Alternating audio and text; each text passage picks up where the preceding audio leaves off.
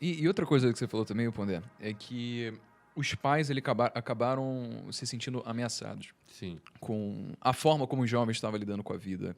E se a gente considera hoje, né, por exemplo, como muitos pais lidam com a criação de seus filhos, eles são muito pautados pela cultura do não.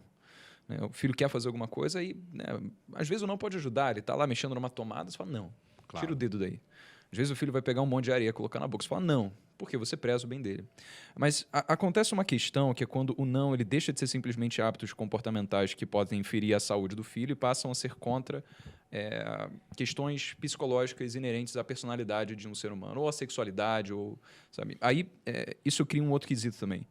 Parece que os pais eles têm essa coisa de, no começo, ensinarem o criança a se levantarem, andarem e falarem, e depois de um tempo querem mais os pais fazer eles sentarem e calarem a boca, sabe?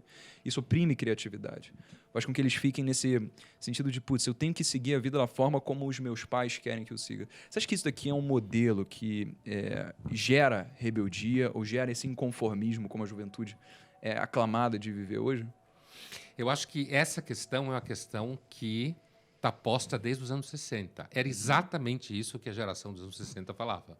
Que os pais diziam muito não, que você é obrigado a seguir a vida que os pais querem, que você é obrigado a viver segundo o sistema. Então, esse universo é justamente o universo que foi se estendendo do período dos anos 60 até hoje. Inclusive, tem uns memes circulando por aí, muito engraçados, que mostram meninas lindas, né, vestidas com mini saia, shortinho jeans, camiseta, tudo maravilhosa. E os textos são memes americanos, né? E embaixo está sempre escrito assim: se você se acha cool, tua avó era muito mais que você. Ela usou mini saia, ela começou a usar pílula, ela começou a fazer sexo antes de casar. Se bem que isso é uma discussão da classe média, porque meninas pobres sempre fizeram sexo muito cedo, porque a mulher, quando é pobre, ela sempre usou o sexo como modo de sobrevivência, não necessariamente como prostituição, eu quero dizer. E quando é muito rica, os muito ricos sempre cagaram para essa discussão de comportamento moral.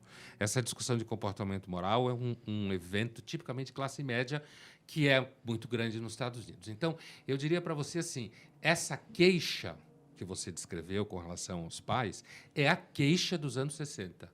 E que, de lá para cá, já se passou por muita posição. Por exemplo, quem estava com 20 anos em 80, a chamada, na época, a geração que estava olhando para os Yuppies, né? Yuppie era aquele cara e aquela menina que estava ali pelos 30 anos, estava ganhando dinheiro, só pensava em ganhar dinheiro, né? E identificado com alguns filmes de Hollywood muito famosos da época, tipo 9 Semanas e Meia, que ficou em cartaz no Belas Artes, sei lá, 50 anos, né? Esse filme. E assim, e tinha uma coisa que era assim, o Yuppie era o quê? O Yuppie, então, era a geração pós-hippie, não idealista, que não queria romper com o sistema, que queria ficar muito rica e cheirava muita cocaína. E ia para balada quando se inventou essa expressão balada.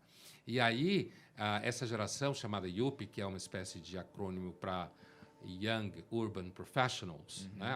São jovens profissionais urbanos, tinha até uma outra expressão engraçada que era assim, DINK, que era quando um Yuppie e uma Yuppie se casavam, Double Income, No Kids. Então, assim, era a ideia de que você casava, você era jovem, você ia trabalhar pra cacete, você ia ganhar muito dinheiro, você ia viajar pra caralho, nada de filho, porque filho atrapalha, que é uma coisa que hoje se acha, mas como hoje tudo é empacotado para presente, se ama os pets. Mas esse mal-estar com relação aos filhos é uma coisa que já vai sendo colocado desde os anos 80, como esse tipo de padrão de comportamento.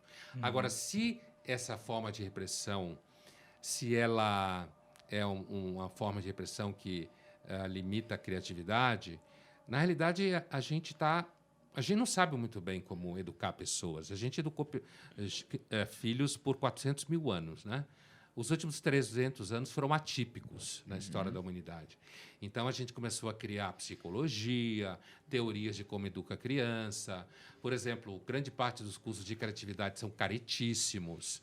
manda você brincar com círculos e quadrados e materiais em que você vai misturar e não sei o quê. Então, assim, a reflexão sobre a repressão, hoje, os pais, de fato, hoje, vivem... há uma espécie de nova repressão no ar mesmo, diferente dos anos 60, que é paranoia com comida, com alimentação, com contaminação, com a pandemia ajudou pra cacete isso, paranoia no sentido de se a escola do seu filho está fazendo com que ele tenha autoestima alta, ou se está fazendo ele sofrer. Então, eu acho que o tipo de repressão social hoje que os pais praticam, quando têm filhos, é uma repressão no sentido de que meu filho e a minha filha têm que ser cidadãos muito bons, não podem ter preconceito nenhum, não podem fazer mal a ninguém, não pode fazer bullying na escola com ninguém, não pode bater ninguém, entendeu? É uma repressão diferente dos anos 60, que os pais queriam, claramente, que você fosse médico, advogado, sei lá, engenheiro. E isso hoje está um pouco melhor, não é que está tão melhor, não. Certo, certo. Particularmente, eu sim entrei no quesito de a caixa era ou engenheiro, advogado, ou medicina. Então, Desses eu tentei 2, né? Durante muito tempo eu achava que o outro ia ser feito.